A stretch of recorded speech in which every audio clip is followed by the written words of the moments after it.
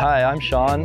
This is my car. It's the Sulprizio Roadster Special. My grandfather built this car from 1995 to about 2000. Everything on it is hand built by him, other than the bodywork, which was done at a shop here in Oakland, actually.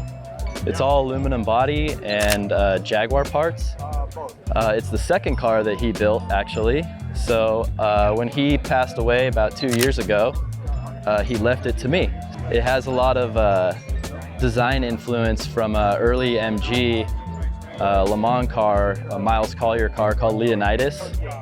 That's what the fairing influence is from, or fender influence, I should say.